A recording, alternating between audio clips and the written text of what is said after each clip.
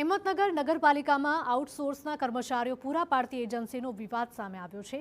નગરપાલિકાને આઉટસોર્સથી કર્મચારીઓ આપતી ઉમા એજન્સી દ્વારા બેંક ગેરંટી તરીકે 10,20,000 રૂપિયા રજૂ કરવામાં આવ્યા હતા।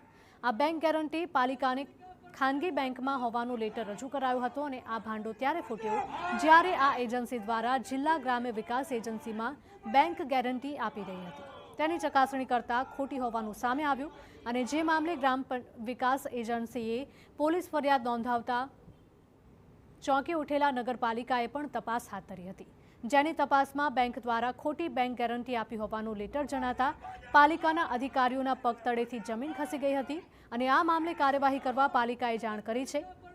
નગરપાલિકામાં ફ્રોડ અને ખોટા દસ્તાવેજો રજૂ કરવા મુદ્દે પોલીસ ફરિયાદ દાખલ કરાવવા માટે પણ વિપક્ષ મેદાને આવ્યું છે।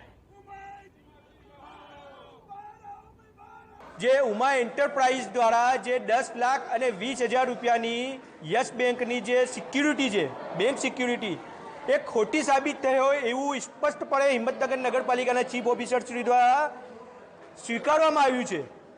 પણ તેમ છતાંય જે પદાધિકારીઓ તેમજ જે બાંધકામ સમિતિને દ્વારા તેમજ અધિકારીઓ દ્વારા મેળાપીપળા કરી અને એના ઉપર બ્લેકલિસ્ટ કરવામાં નથી આવી એજન્સીને, હજી સુધી કોઈ એફઆઈઆર દાખલ કરવામાં નથી આવી।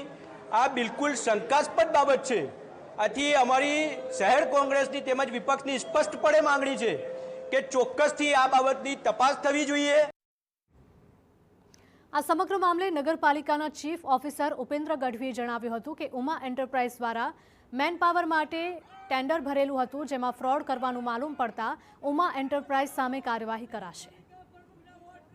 ઉમા એન્ટરપ્રાઇઝ દ્વારા જે મેનપાવર માટેનું ટેન્ડર ભરેલું હતું એમાં ડીઆરડીએની કચેરીમાં ફ્રોડ કરવાનું માલુમ પડતા નગરપાલિકા દ્વારા અગાઉના વર્ષમાં એને કામ કરેલું હતું। એ કામના સંદર્ભમાં એની એસડીની ખરાઈ માટે યસ બેંકમાં મૂકવામાં આવ્યું હતું। યસ બેંકે એવું સ્વીકાર્યું છે કે એમની લેટર પેડનો ખોટો ઉપયોગ થયો છે, તો એ અંતર્ગત યસ બેંકને અમે જાણ કરવાના છીએ। એમના ખોટા લેટર પેડનો ઉપયોગ કર્યો છે એ બાબતે એના વિરુદ્ધમાં કાર્યવાહી કરવા બાબત અત્યારની કચેરીથી એનું ટેન્ડર અત્યારે ચાલુમાં હતું। એમને તપાસ કરતાં એમાં કોઈ ડોક્યુમેન્ટ ફ્રોડ માલુમ પડ્યા ન હતા, છતાં એનું ટેન્ડર રદ કરી અને બ્લેકલિસ્ટ કરવા માટે આગામી સમયમાં સામાન્ય સભામાં લઈ અને કાર્યવાહી કરવામાં આવશે।